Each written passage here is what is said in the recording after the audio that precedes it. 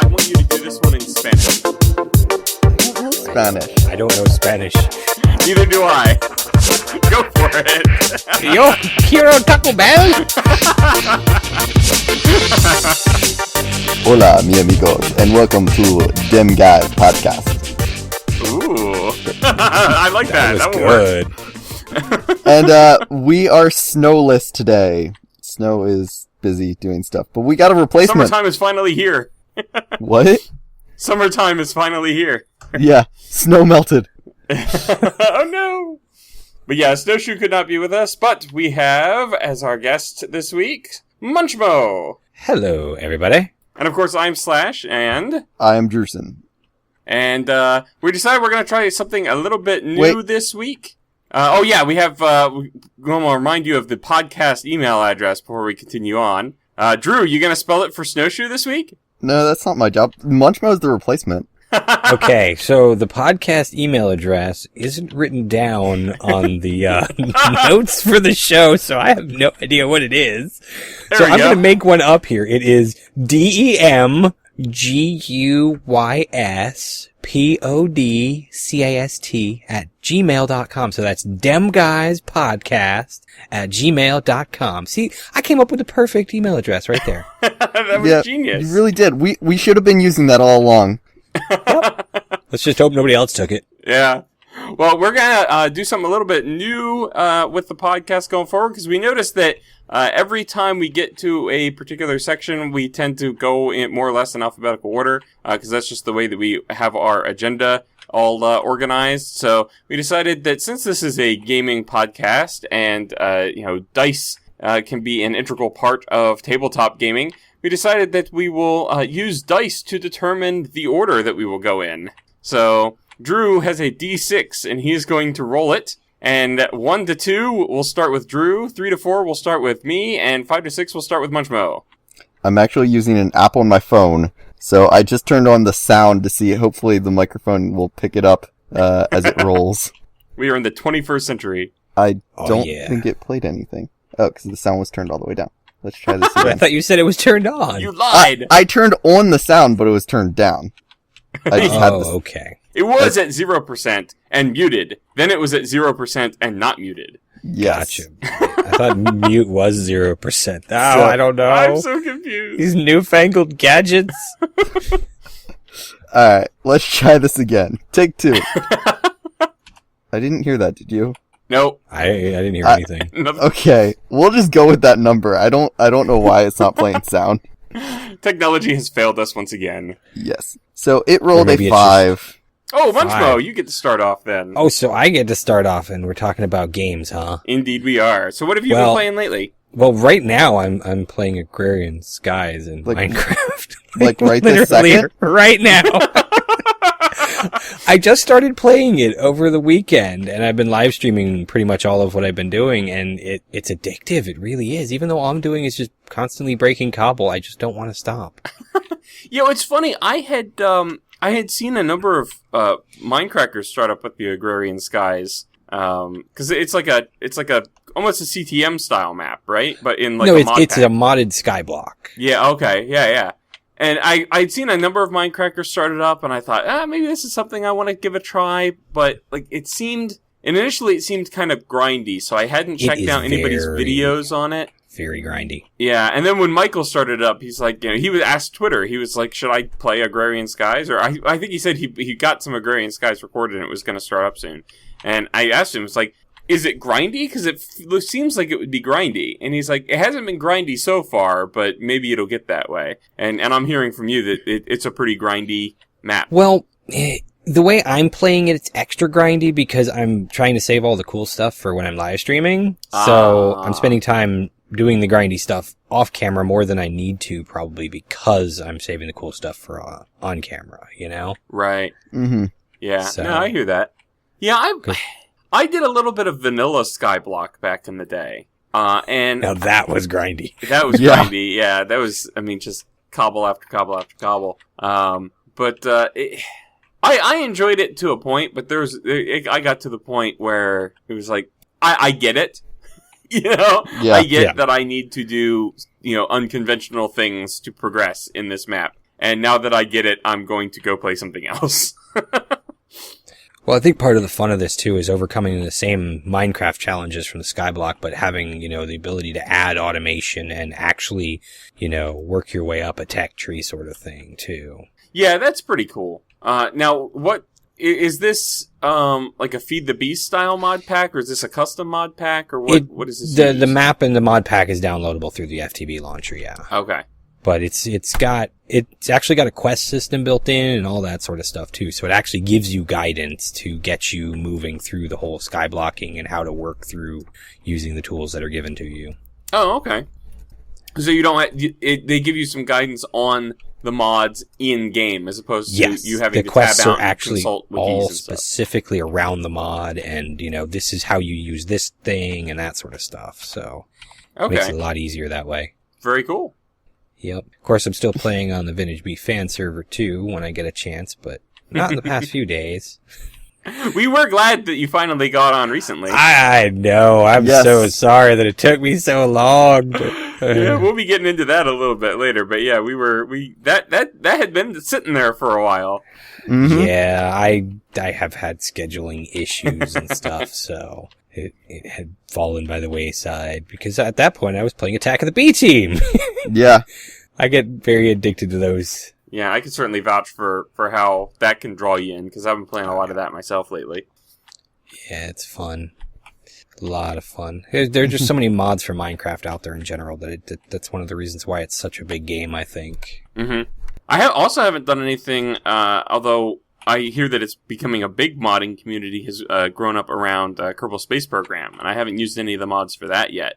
Yeah, I have yet to touch mods, because I'm still spending a lot of time just learning the game still. I have a hard enough time designing a craft that isn't going to explode on the launch pad. Yeah, yep. That's one of the main challenges to that game, for sure.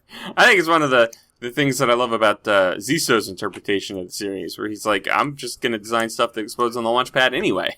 Yeah, yeah, I envy him for some of what he's done there with that.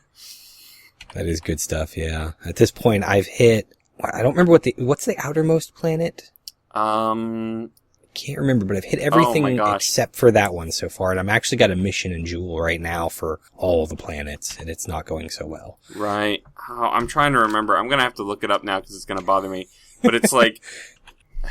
Because there's Jewel, and then further out from that is Elu. Yeah, is that Elu what we're talking is about? the one. Elu. Yeah, I think that's it. Oh, I don't think I've made it to Eve yet either, now that I think about it. I sent a probe to Eve. I'm actually trying to... I don't know if this even works as a viable method for a manned mission to Eve and back, but what I'm attempting is I'm designing a space plane that I will launch from Kerbin as a rocket, and then I have a separate push, sort of tugboat stage that I launch separately from it. Rendezvous in Kerbin orbit. Use that other stage to push the space plane out to Eve, undock it, and then try and coast it in for a landing, space shuttle style, so that I can reserve all of its fuel for taking back off from Eve. Theoretically, that should work. Yeah, theoretically. Whether or not it'll actually work. Yeah, my finger will never stray very far from the quick save button during that mission. I can guarantee you that one. I'd suggest you spend some time making sure that you got good orbits and stuff or timing for it, because I have had the worst issue with going to Jewel, because it has literally taken me hours at the highest fast forward speed to get an intercept with the planet. Yeah. And that's just insane. Have you ever heard or seen the Kerbal Space Program planetary calculator website?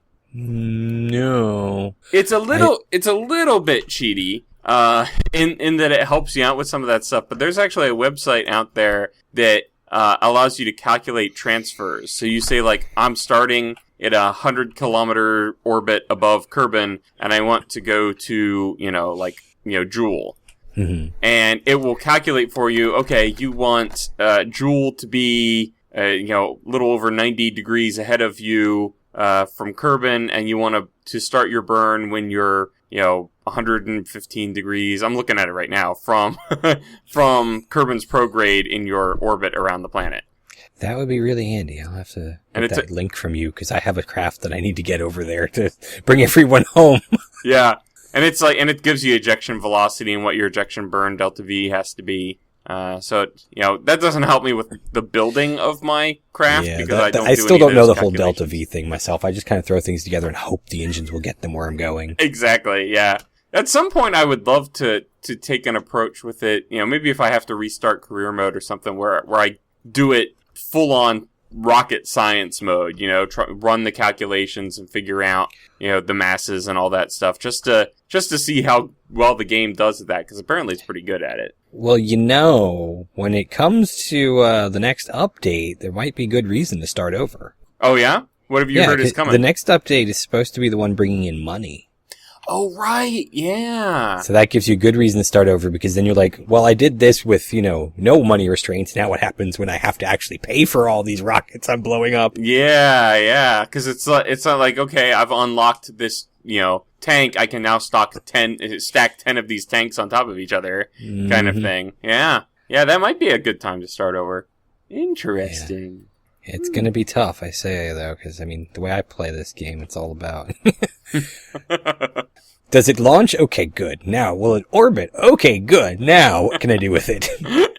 I saw... This video was from a while ago, but I saw in my suggestions feed earlier today, Scott Manley did a video with an actual astronaut playing Kerbal Space Program. Really? Yeah, and that guy's first rocket crashed immediately on his first attempt. So, I was like, hey, if an actual astronaut, a guy that's been up on the space shuttle, that's been, to the ISS, can't construct a rocket on his first try in Kerbal Space Program, then there's hope for me yet. Yep. Well, Drew, did you want to give this dice app another try? We'll go evens you, odds me for the next portion. Okay. Oh, there's the sound. Yay! Oh. Hey! So it came up with 6, so I guess that's me. Yeah. I forgot what I said already, but go ahead. Yeah. That works. So I went ahead, even though I said I was going to wait, I went ahead and bought Titanfall. How is it? It is incredible. I'm so glad I got it. The only thing I agree with the people who were talking about, well, why do you have to wait to get your Titan? Oh, you don't start with one? Have you not played it yet? No, is that what you mean, like at the beginning of the match? Yeah, like why are they sending guys against robots when, there's going to be a robot coming up for you in a minute here?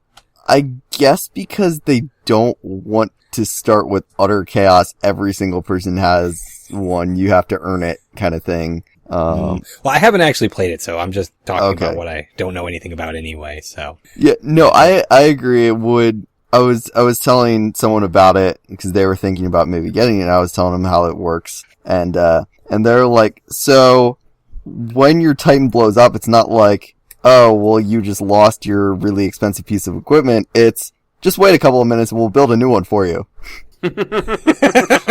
Nice.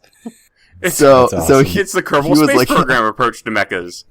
Yep. Yeah. Honestly, my favorite approach to it, because when you're a Titan pilot, Titans are not as indestructible as you might think. So my favorite approach to it is telling my Titan to just run around and do stuff on his own, and I'll just be a soldier on the ground. And I feel that I'm generally more effective that way. So. Interesting. Mm-hmm. That's cool. I've had a lot of people comment on how Titanfall and Hawken are a lot alike just because they're mechs. And I'm like, these are two totally different games. Yeah, very different. Yeah, I don't know. I haven't played either, but I've seen gameplay from both, and I don't know how you could claim that one is anything like the other.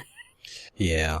Hawken almost seemed closer to, I don't know if you've played any of the Transformers games, but like Transformers War for Cybertron, that had a pretty fun multiplayer, and that Hawken seemed closer to that. Titanfall is very like Call of Duty Battlefield-esque. Well, Hawken originally started off a lot harder than it is now because they've done a lot of tweaking here and there when it comes to the game, and they've made it a lot more like Call of Duty and stuff with the really quick kills and that sort of thing, as opposed to more beating on the other mechs and hoping they'll die sort of thing. So. Okay. Interesting. I did not It's know a lot that. more fast-paced than it used to be. They did a real big change in the game when they opened it up to Steam, because they figured that the Steam audience probably wouldn't be as interested in a game that was, a lot harder to kill players, so they lowered the time to kill by reducing armor and increasing damage output and stuff like that. Okay. Oh, I see. Probably a good move from a business perspective. Yeah. So I was just going to say, one of my favorite things about Titanfall is, last time on the podcast, I talked about, putting, or switching the characters from Mirror's Edge and Halo. So that way you could parkour around some of the Halo environments, and then Master Chief could just mow through the Mirror's Edge stuff, like the enemies. Right. He wouldn't even have to do any parkour. He'd just take down all the enemies. But, Titanfall has some really, really fun parkour. Cause it is a first person shooter, but you can wall run. And I just discovered the other day that you can also, mid wall run, you can stop and just grab onto the wall and hang there and shoot people. So that's pretty cool. Yeah. That sounds pretty cool.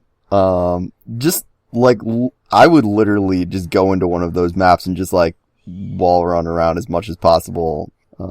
It's really fun jumping from rooftop to rooftop, killing a couple enemies along the way. And then, one thing that I found interesting, I don't know that I'll say I'll dislike it, because it is a multiplayer centered game. It really doesn't have it doesn't have a single player mode at all. There's no offline mode of it. There is a so-called story or a campaign, but it's still, you're matching people, like it's just a matchmaking 6v6, just like the other things. But all it is basically while you're playing the mission, there's people talking over the radios kind of saying, here's what your objective is, here's why we're here fighting this water. But so the campaign doesn't have a set story you can win or lose every single mission. Well, that's different. Yeah. That's really interesting. Yeah. Basically the only reason to play the campaign, other than, I guess you do get a little bit of a story, but really the only reason to play the campaign is, there's two sides to it. You play through first as the militia, and then you play again as the IMC, and those are just the two different teams in the game.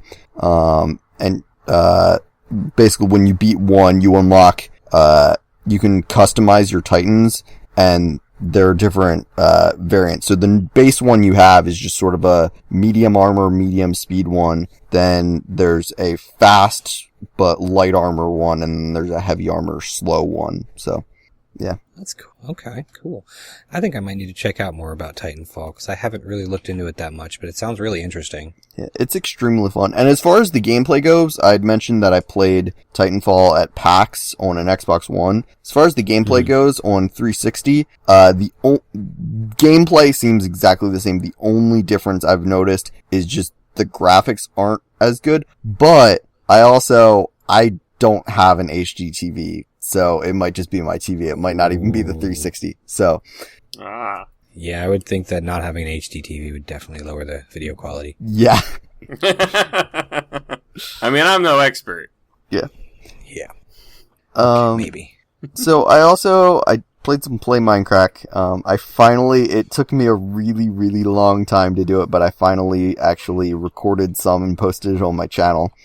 Good. And, yeah, I was just watching that today, actually. Okay, well, I was gonna say, I don't know how much of that I'm gonna do, cause I don't know, while we're recording this, it's been, like, maybe 3 days since I posted it, and it has, like, 3 views. So, I don't know if that's something I'm really gonna continue.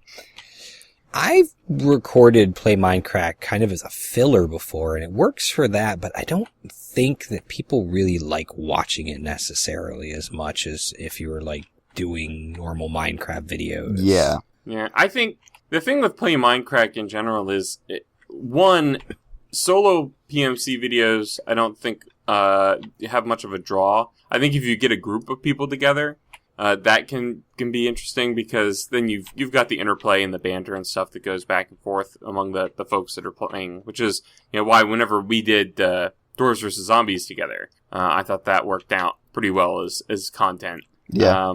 And like I used to do it as a more regular feature, because it was, pretty easy to hop on and get, a 15-minute episode of it going. But it's samey, I mean, you're going on, there's only a handful.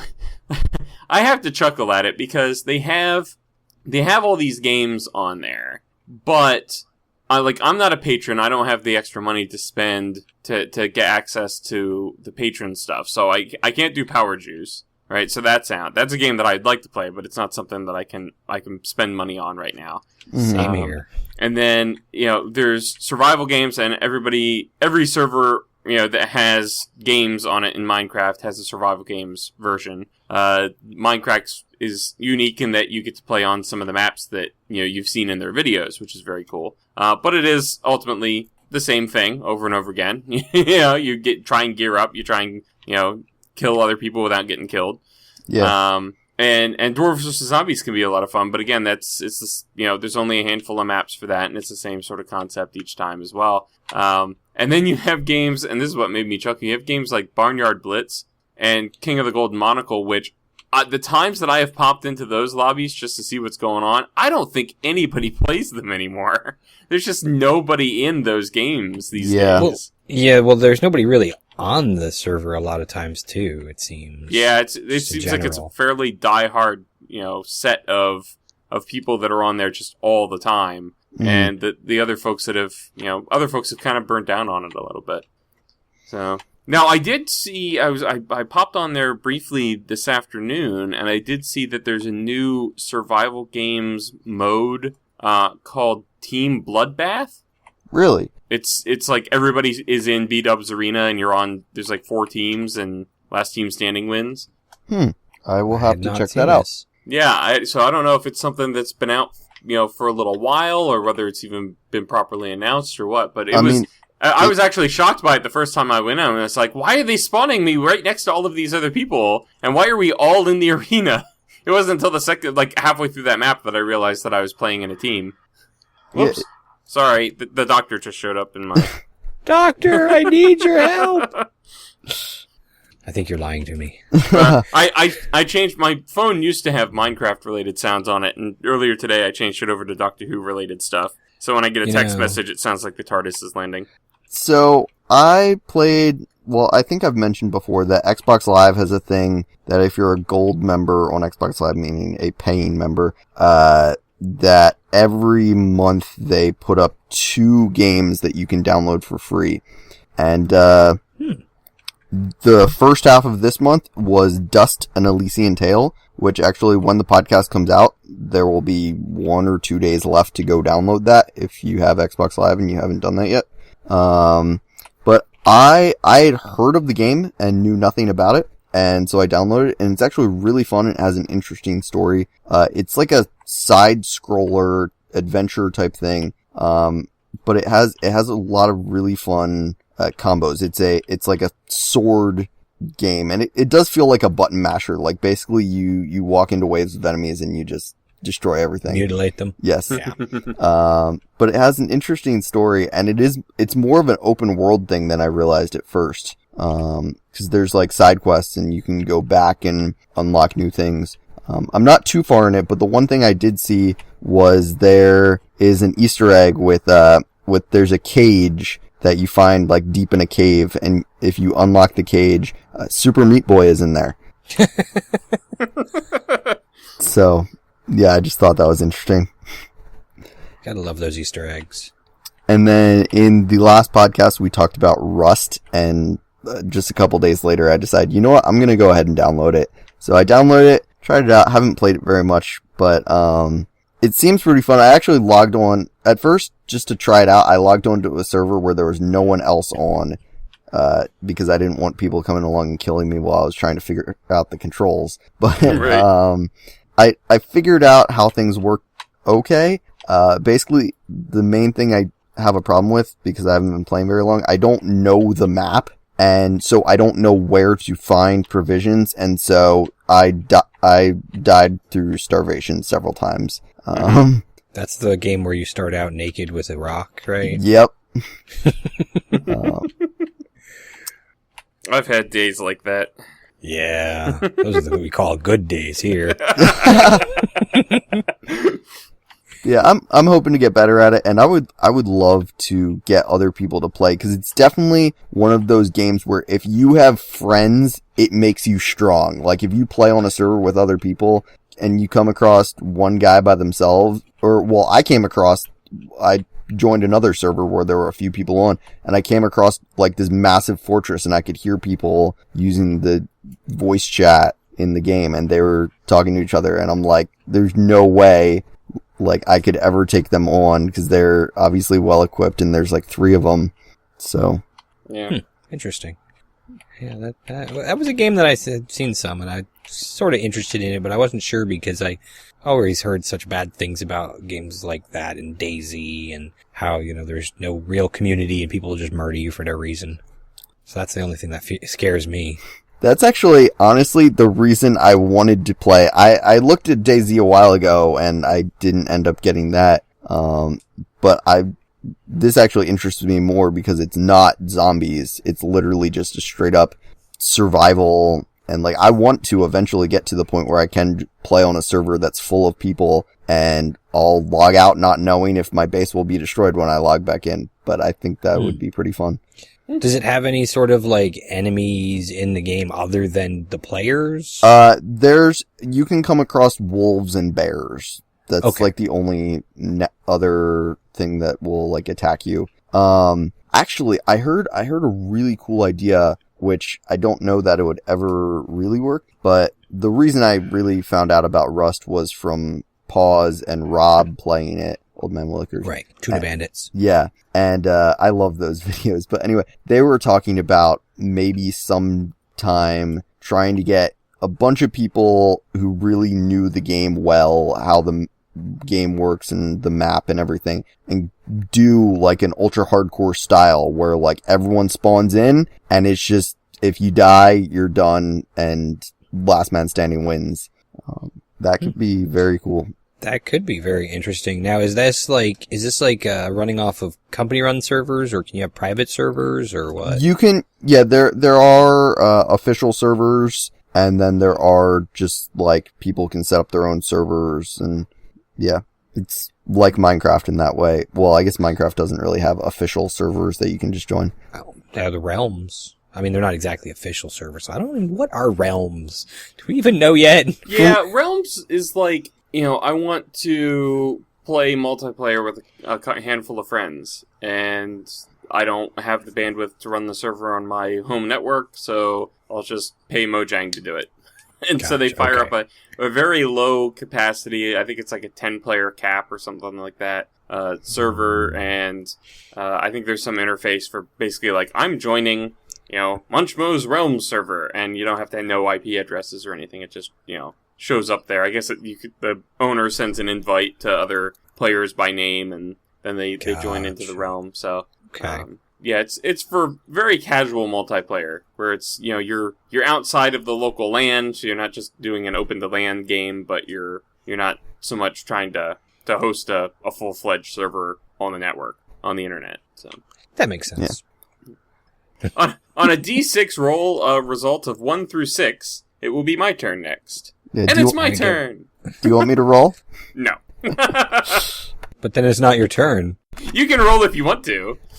But I don't think we need to wait for that result. So the major game news for me since the last podcast episode was I had been talking about these mysterious signs that kept showing up around my base with a scrambled message on them and no attribution.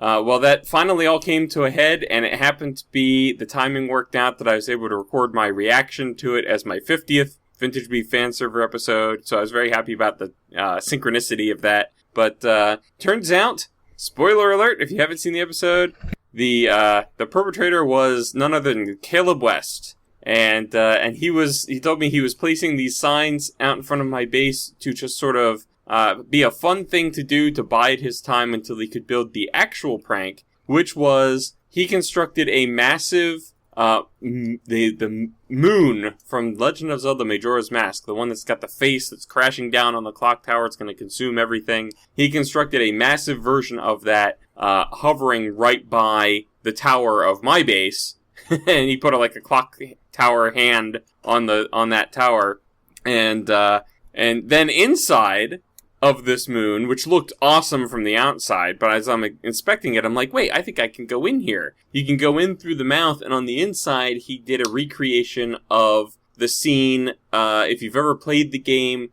at the end, you actually transport up to the moon, and you're in this big sort of idyllic field, and there's this one tree in the middle that's got the Majora incarnation is sitting under this tree.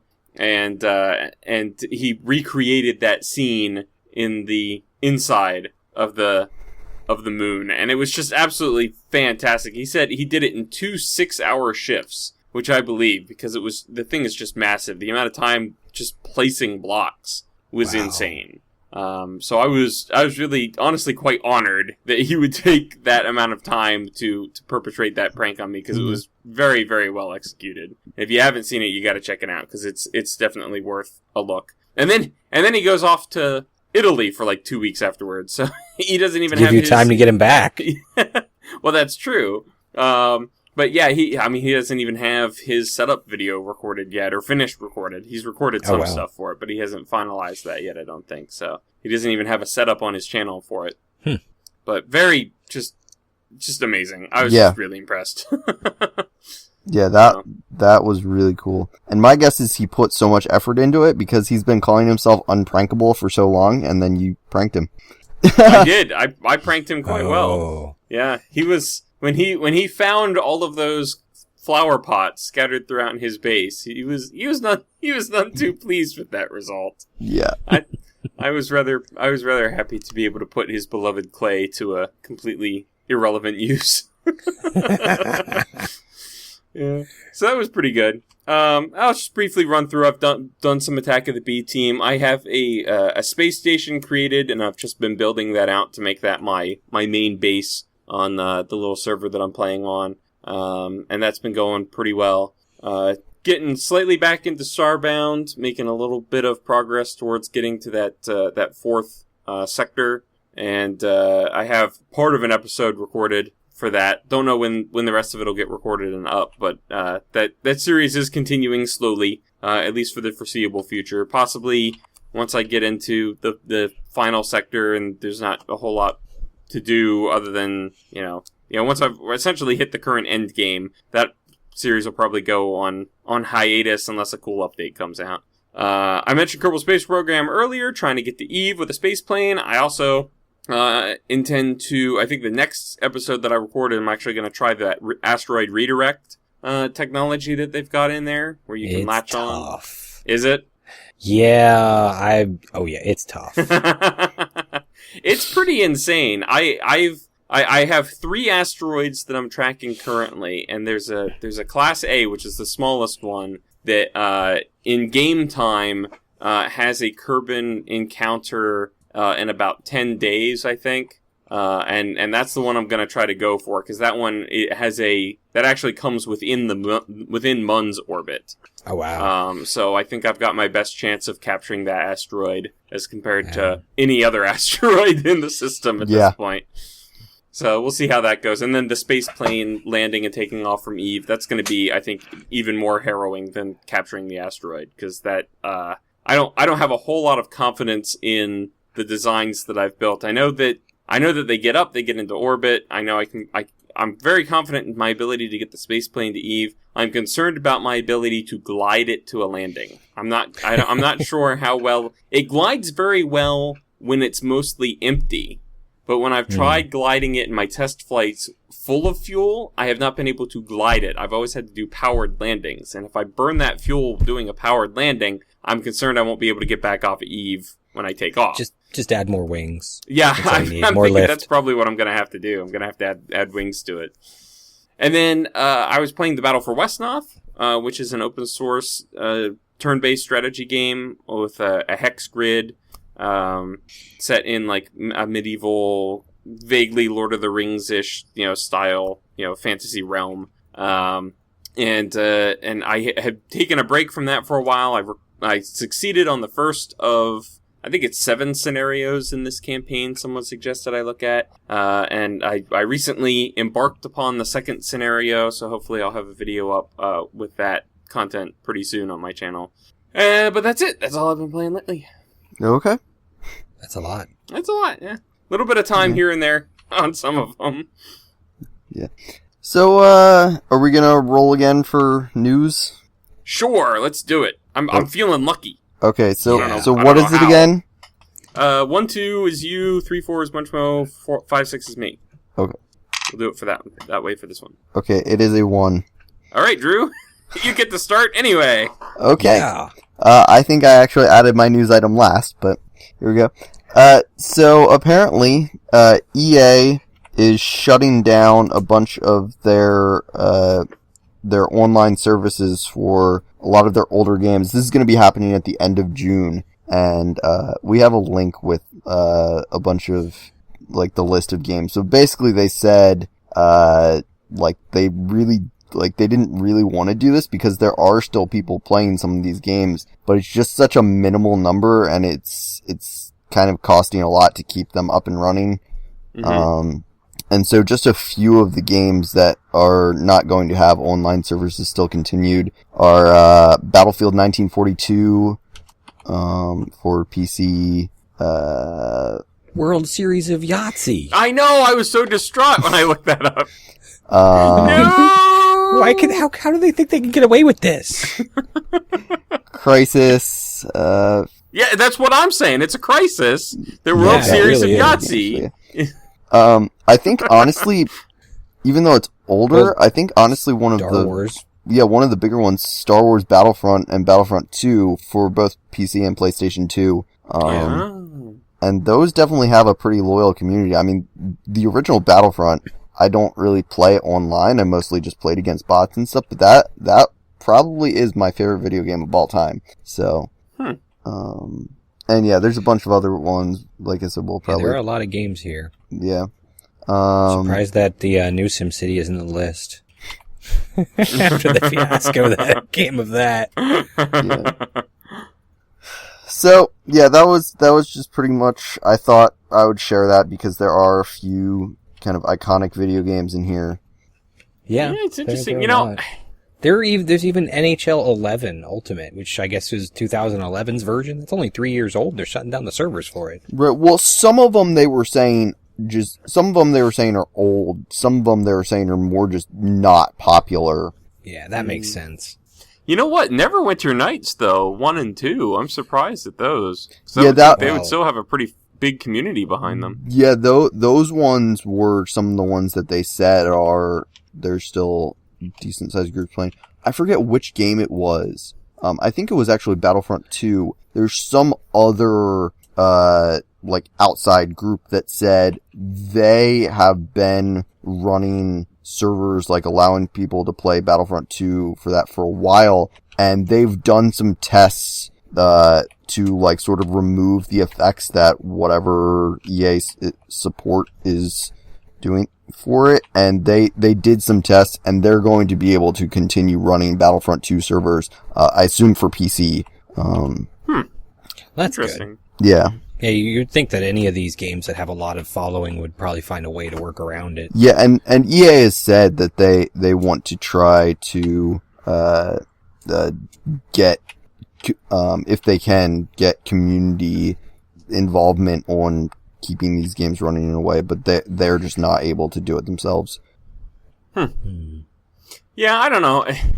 Every time EA shows up in the news, it's not good news. It's Yeah. bad. they never have a wondrous announcement from EA. We've got this title coming up that everybody is going to love. It's always like EA's messing people up again. SimCity doesn't work. We're shutting down a bunch of games you guys like. It's like at some point somebody's gonna call call for an angry mob with pitchforks and torches to march upon their headquarters and speak their mind. At least a couple of years in a row, EA was on the top of consumerists' worst company in America. Yeah. I believe it. I couldn't tell you the last time I heard anything good from EA. A big part of the problem is EA Origin, which we're not going to get into right now, but yeah. Yeah, horrible service.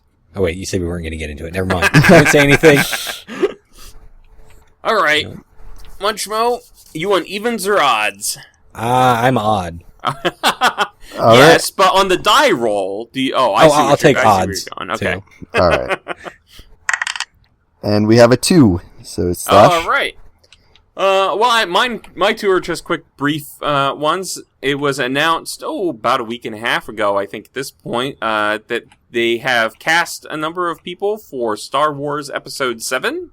And the cast list looked pretty good. The name that jumped down at me most prominently on that list, however, was Andy Serkis, Smeagol/Gollum fame. So it'll be interesting to see what kind of life he brings to the next iteration of the Star Wars franchise. Yeah.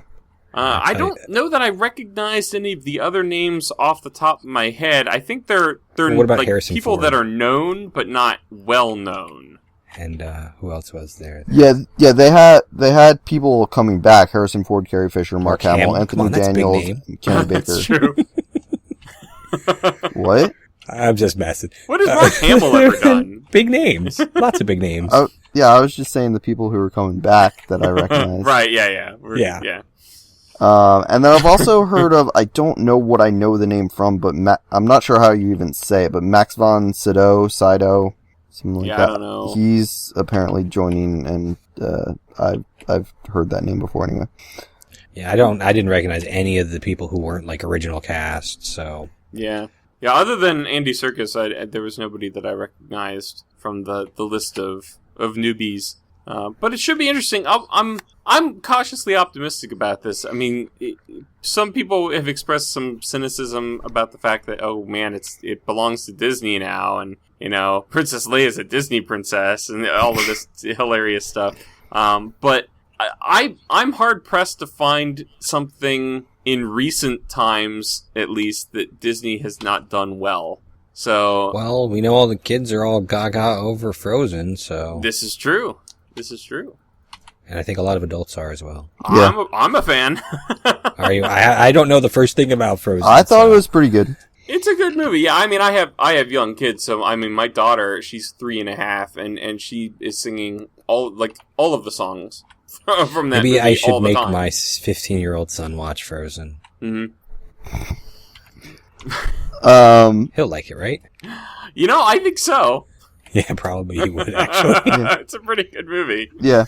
But yeah, so I'm looking forward to see what Disney has in store for Star Wars. I mean, I was a big fan of some of the expanded universe stuff that was written in the novels that followed on, and I had mixed emotions about the fact that they decided that they weren't going to pursue any of that was being declared not canon moving forward. On the one hand, there's some really great stories there that I would have loved to have seen on the big screen, and if they're not going to use that material, then that's just not going to happen. But on the other hand, there's some really crummy stories in the expanded universe that all count as canon because of the way that worked out. Yeah, I totally agree. So I'm not sad to see those go by. And honestly, I think that Disney cannot do anything worse to Star Wars than George Lucas already did with the Clone Wars cartoon.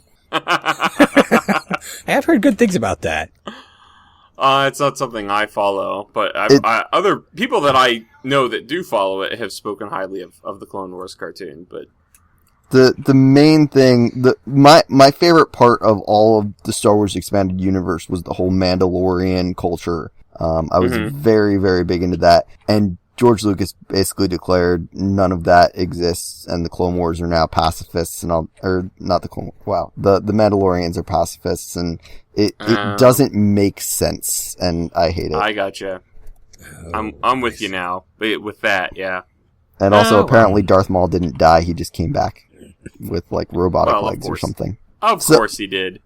So, yeah. Nobody ever dies forever. What are you talking about? I mean, the only other thing that, on a completely different topic that it caught me off guard the other day. I was doing some maintenance on my channel, and I noticed that there's now an option for ordering the videos in playlists. Like, it was used to be that, put a video in a playlist and you had to pick where it fell in that playlist. But now you can actually order by upload date, by publish date, and you can manually order it as well. So that's pretty cool. And I think that makes managing playlists a little bit easier for the most part. My only concern is if I have a series playlist, ordered by publish date, oldest to newest, and maybe I get a screwy content ID claim that I'm like, I'll just re-upload this without that track or whatever. Yeah. Can I still manage to keep that playlist sorted by publish date and set like a retroactive publish date for the video so that it still shows up in order? Or is it going to end up putting the episode out of order with the rest of them? And so far I haven't run into a need to do that, so I don't know what the answer to that is. But that's my only concern with it. Otherwise, I'm pretty excited about that finally being a feature. Yeah. I think that is just a one-time order, isn't it? Or does it actually order the entire playlist? It actually sets that as the playlist order. So if I then add multiple videos to that playlist afterwards, it will add them where they should be in the proper order. Oh, okay. Interesting. Yeah.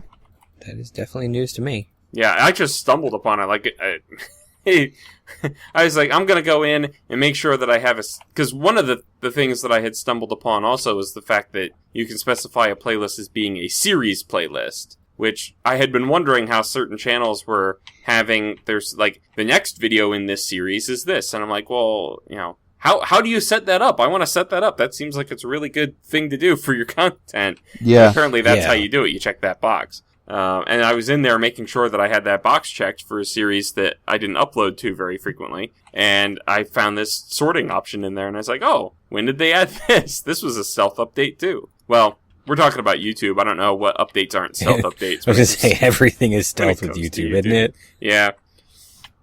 So, yeah, I just thought that was pretty cool. That is definitely good to know. I'll have to keep that in mind. I always forget to put things in playlists. I'm really bad about that.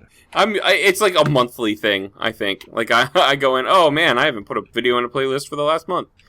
Well, I like the fact that now when you upload, you have the option immediately to add things to playlists. Mm-hmm. That makes it a little easier. Yeah, that's nice. But, I mean, even then I sometimes forget to add things to playlists. And sometimes that button just doesn't work. It's the typical hit or miss of the YouTube interface. Mm-hmm. That is very true.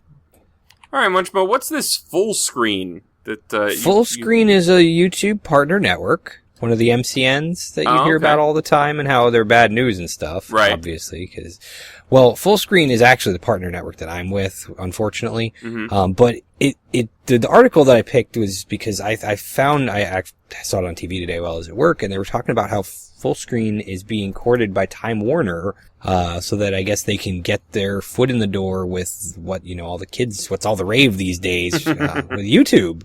Interesting. And, I don't know if it's a good thing or a bad thing, to be honest with you. I would suspect that it's a good thing for the general acceptance of internet media by larger name companies. Because, I mean, that's still, internet produced media is still a thing that, a lot of companies and a lot of producers don't take seriously. Yeah. They still think of it as, it's somewhere where what they've gotten to at this point, like for a while it was like, whatever, the internet doesn't matter.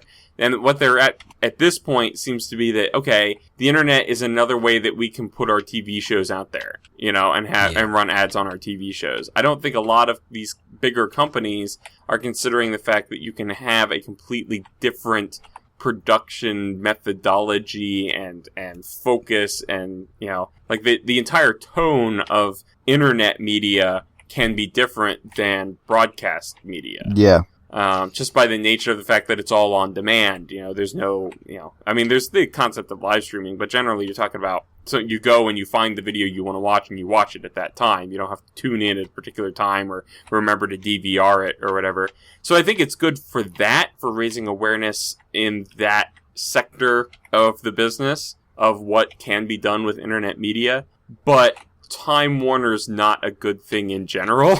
Yeah. Yeah, well, the fact that they're going after an MCN too and not doing something different when it comes to the YouTube arena kind of makes you wonder what their plan is going to be too. It feels like maybe some hotshot, up-and-coming executive at Time Warner said, hey, my nephew watches videos on YouTube, of people with these partner networks. We should get in on that. And it went up the chain of people that have no idea what the heck that means, and nobody said no by the time it got up to the top, and so they got involved. It's possible, because there is money to be made there, but at the same time, it's like they're a broadcast company, and partner networks aren't about broadcasting so much as it's about serving ads and helping, the actual partners do what they're supposed to do and, get their content out there and seen. So I just found it to be really interesting an idea. I personally don't like the idea. I think it's probably not going to work out well for anyone if it happens. Probably not. But I mean, fingers crossed. Yeah. Hopefully if it is bad, it's not ridiculously bad. It's just a nuisance bad. Yeah. Yeah. Well, I think right now, mostly because this is the point that we've reached on our agenda, but also because it's right now is a perfect time, given that it's the three of us that are together, to talk about the membership zoo that we have created for you on the Vintage Beef fan server. I am not... Membership zoo? I don't know what you're talking about. Just kidding. I believe you. Okay, we had this... We perpetrated this prank. Hey. What? I did. I invited you. But... You invited me, and I assisted in the perpetration of the prank. Okay. Therefore, we perpetrated the prank. But yes, credit where credit's due. This was entirely Drew's idea.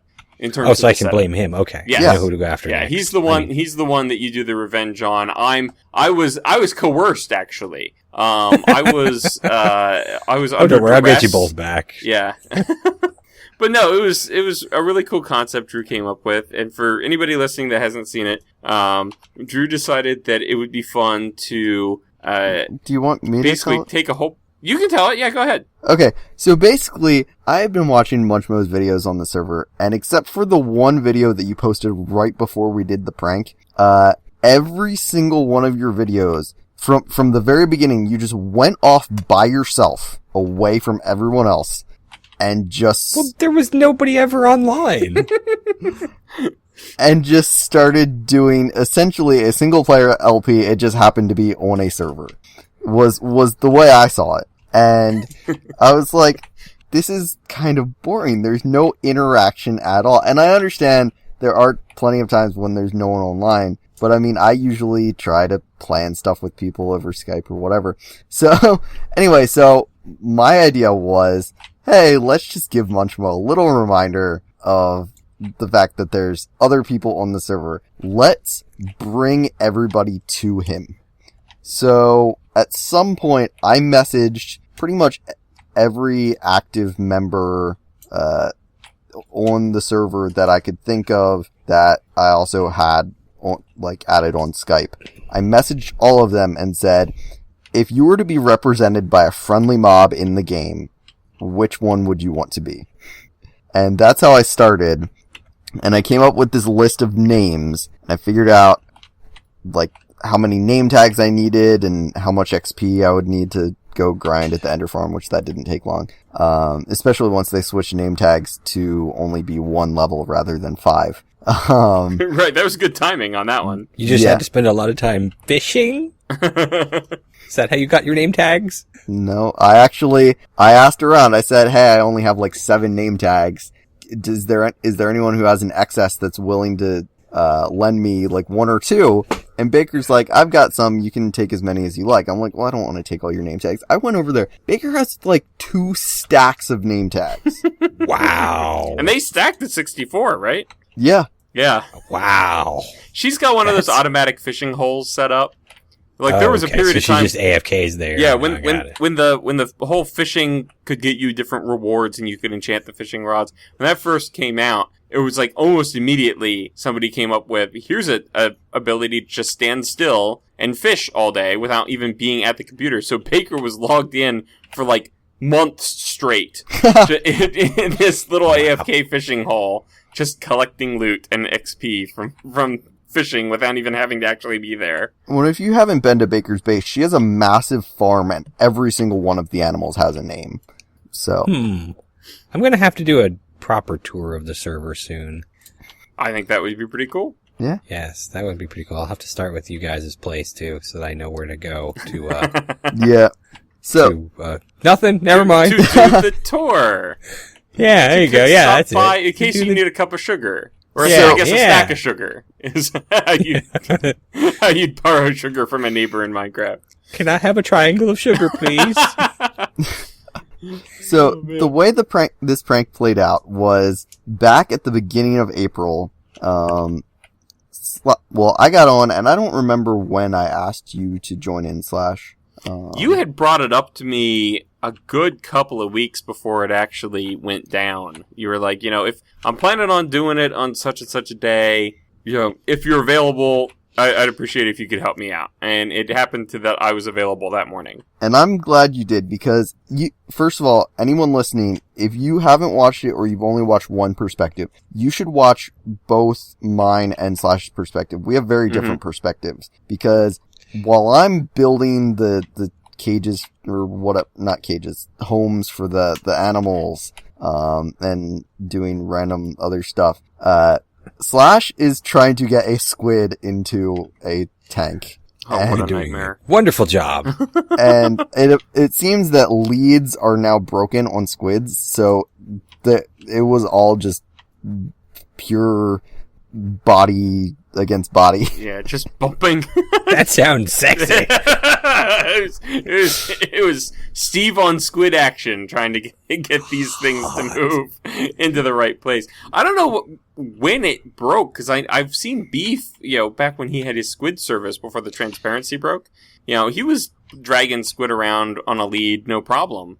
And so I didn't expect there to be an issue moving squid, but apparently on the current snapshots, at least, you can hook a squid to a lead and move a mile away, and that squid will still be attached to the lead and not move anywhere.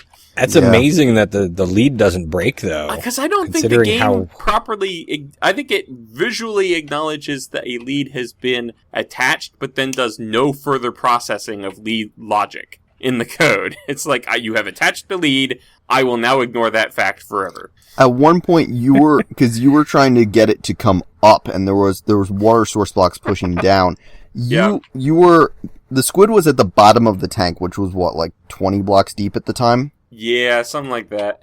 And then you got on top of the tank and did a full stack of cobble, and it didn't affect the squid at all. Yeah. I was pulling that squid from, like Drew said, it had been 80, 90 blocks up, and it did not affect it at all. It was like, no, I'm just going to swim down, that's fine. I'm going to go wherever. So that was Fallen Angel is the one that wanted the squid named after him. We go through all that trouble, and we've named the squid after Fallen Angel, and then we close up the ice tank, and we realize you can't see the name tag through the ice box anyway. Yeah. So that's why we put a regular sign on the side of it, because we're like, you're not going to be able to see the name tag on the squid. The other thing that we should mention about that is before we got the squid for him, I had asked him what mob he wanted to be, and I forget, he might have said friendly zombie, or he might have said zombie pigmen, and I had said, that's kind of complicated, I don't really want to try to get one through and everything. And right. The next thing he said was he wanted a bat.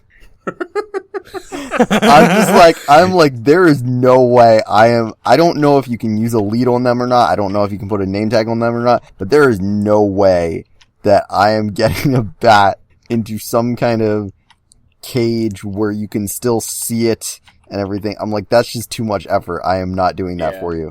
That would have been insane trying to write, because we would have had to have found it in a cave somewhere nearby and to try and route it, because I'm pretty sure a lead does not attach to a bat. And I'm not convinced that a name tag even works on it either. I think Generic B had tried that at one point, name tagging a bat. And I don't know if he tried to name tag it or if he was just trying to determine whether it was a persistent mob.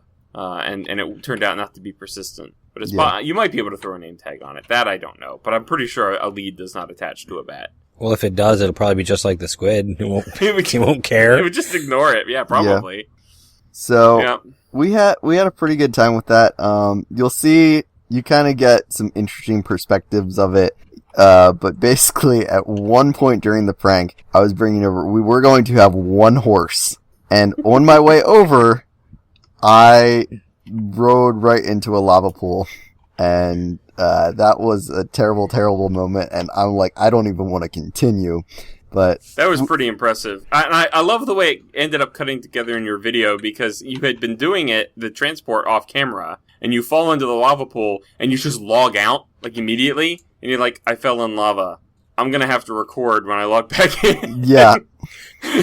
So he starts recording, and he sits there on the title screen for, like, 1 or 2 full minutes, just, like, not wanting to log back in. Yeah. Like, this is going to be horrendous. Yeah, it made for great video. Yeah. And yet somehow you ended up with 2 horses. Yeah, in the end. so I didn't end up putting this part in because I was having some issues, but I actually went and captured originally I was using a horse that we had that just wasn't named or anything.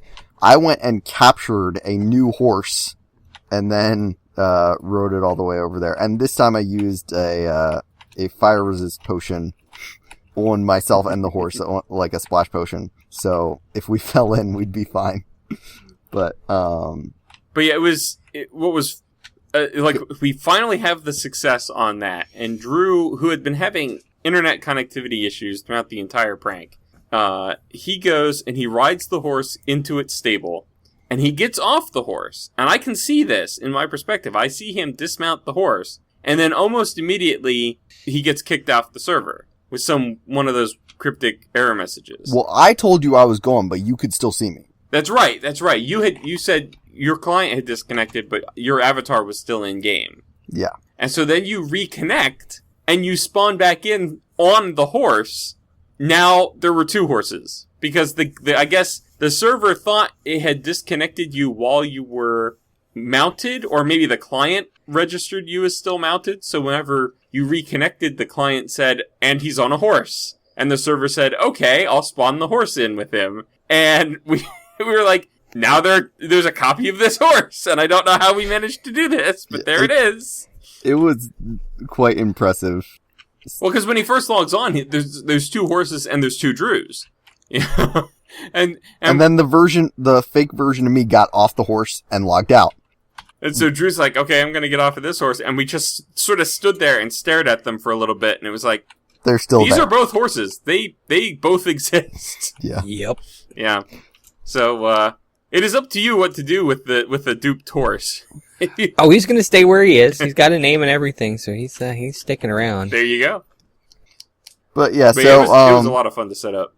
So yeah, Munchmo, I have to say, I was very pleased with your reaction to my prank. I wasn't sure what it was going to be, but I was worried, especially after all that time, and also you had posted some videos going around Spawn and everything. I was worried the effect that I wanted from the prank just wasn't going to be the same.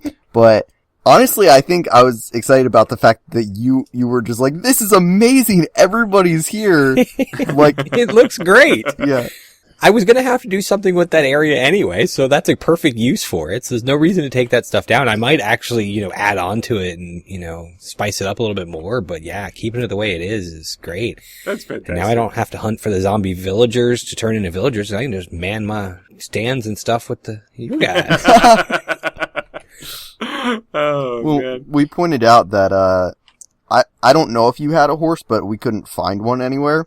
I thought that I did, but I don't think I did. Okay, well, we pointed out that you can now ride one of the members of the VBFS server. Yeah, I know which horse is going to be the one that I'm going to be riding. And whipping. Yep, exactly. Until I accidentally, jump in a lava or down a ravine or something. And then you have Dragon of Anger as backup. Exactly. Yep, there you go. Well, what was really funny about us setting up this prank is we did it, I guess, the Friday before PAX. So, the PAX East started on a Friday. It was a week prior to that Friday, I think, that we did this setup. Yeah. And so we had, our episodes edited and ready to go and everything. And then we're coming around to PAX, and we're like, okay, because I put the episode title in or episode number in as a title text in the video. So if I change that, I re-render it. So I'm like, okay, I'm going to render it out as if it's my next VBFS episode. I'm going to put it up private in case Munchmo gets a reaction up while we're at PAX. I can just flip the switch on it, you know? And then like a month goes by after that. Like, oh yeah, I forgot about this video. before you finally found it. So I'm like, when I re-rendered it, it was like 5 episodes later, I think, than it would have been originally. Yeah. So that was pretty hilarious. I got a big kick out of that. What was funny was, like, about a week after, I felt like that had been a long time. And I messaged Munchmo. I'm like, hey, I was just wondering, how often do you record episodes on the Vintage Beef fan server? And he's like, well, I'm kind of into Attack of the B Team right now, but I should be getting back on there pretty soon to record an episode. More weeks pass. Yeah. Drew and I rock back and forth nervously in our chairs. I'll have to remember that. I remember that too. Now that I think about it, I guess that was very foreshadowing. If only I had thought about signing on to look into it. Oh man, that's funny. That's pretty funny. Yeah. Okay, well, I should have taken the hint. Yeah. Well, we're coming towards the end of the podcast. We do have kind of a set of questions from one person. Slash, I forget, do you read the questions or does Snow usually? Snow usually reads the questions, but in our absence of Snow, I will go ahead and fulfill that role. Okay. Well, I can do it if you want, since I'm the guy who's replacing Snow, it seems. Well, would you like to read the questions? That'd be fine by me. Hey guys, I have a few similar but separate questions for you. First, who's your favorite superhero? Let's start with you, Slash.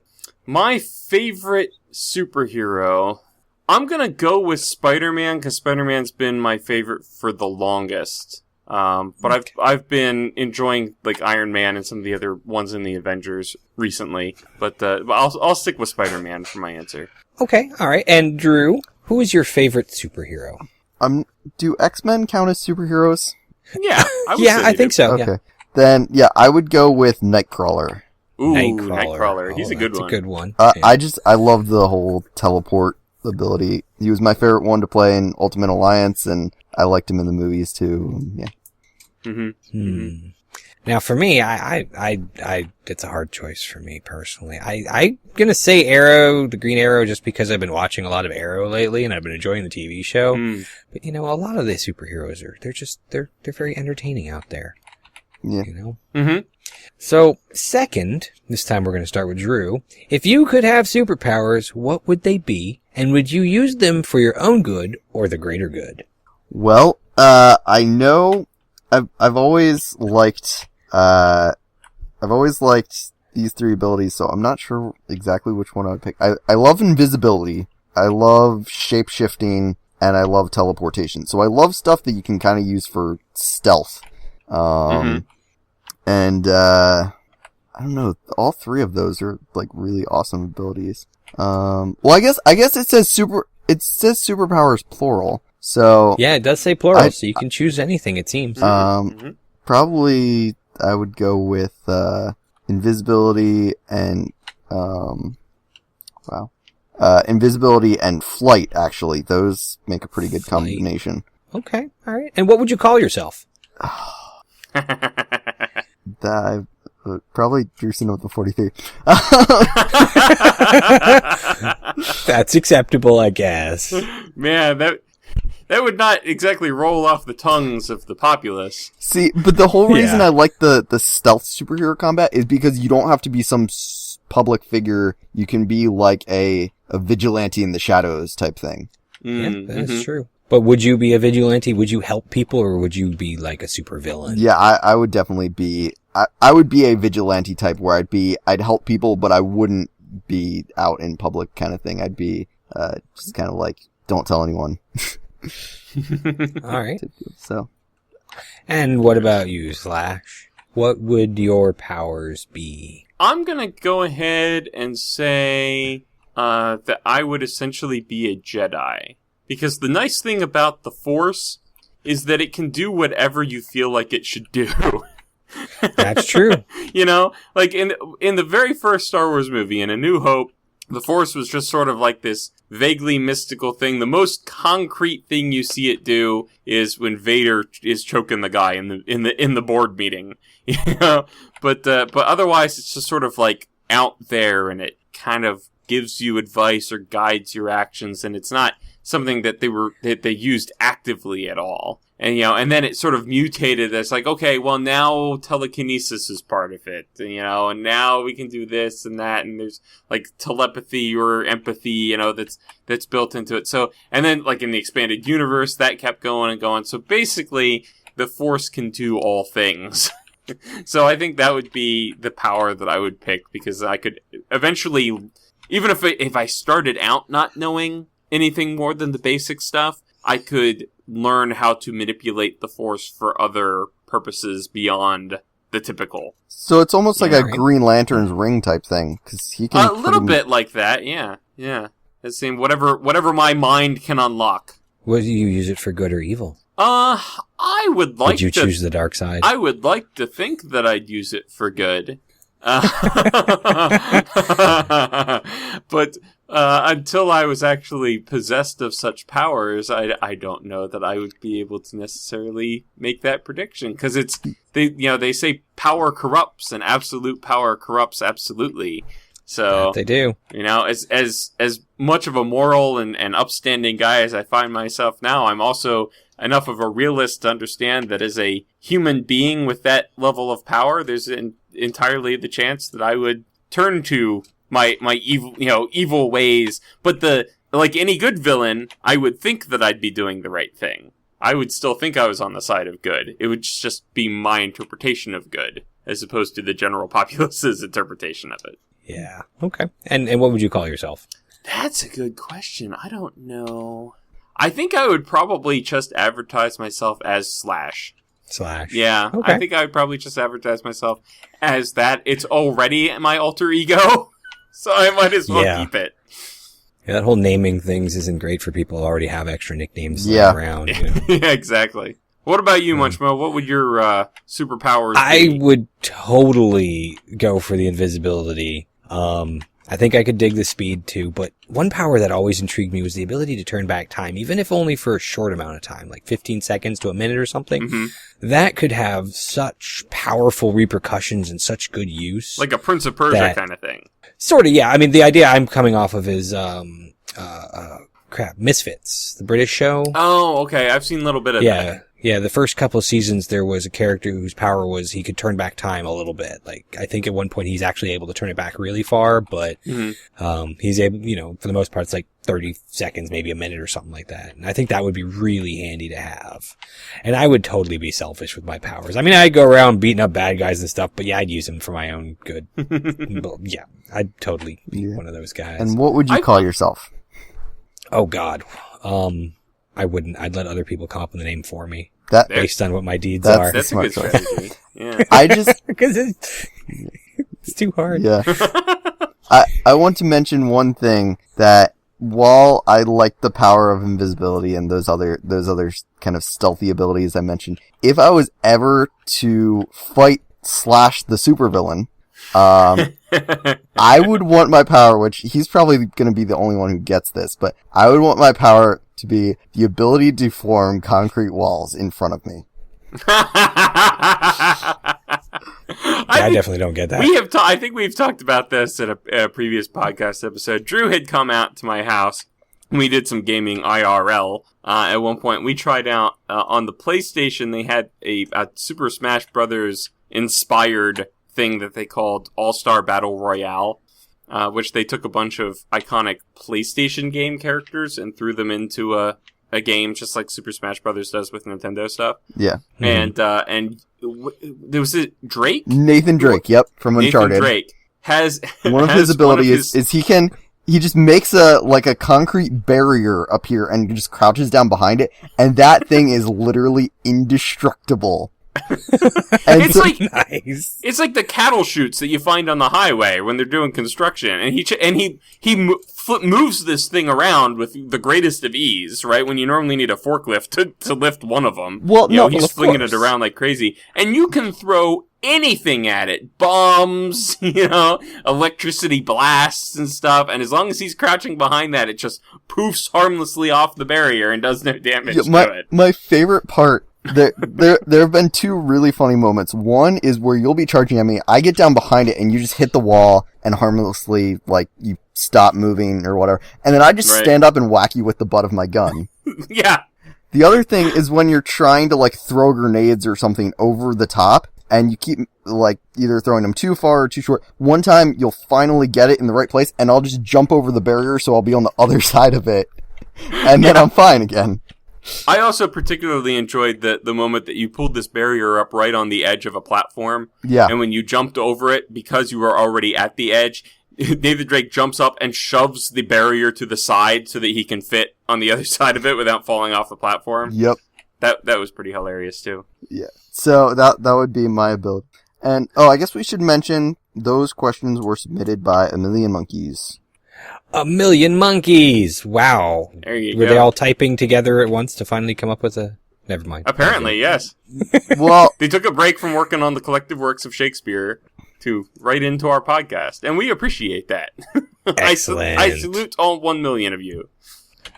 Next question comes from 1,000,001 Monkeys. that is the end of our podcast. Thank you so much for listening. Thank you for having me. Yes, thank you, Munchmo, for coming on as a guest. Would you like to let the people know where they should find you on the internet or other, like various social media, etc.? Well, you're looking for me, you look for Munchmo. I'm Munchmo everywhere, whether it's Twitter, Facebook, or Twitch, YouTube, or any of those things. It's just Munchmo. There you go. So we'll have a link to some of the more prominent places the Munchmo is at, YouTube, etc., down in the description. Make sure you check him out. And until we see you next time, thanks for listening. Have a good one. Yep. Bye, everybody.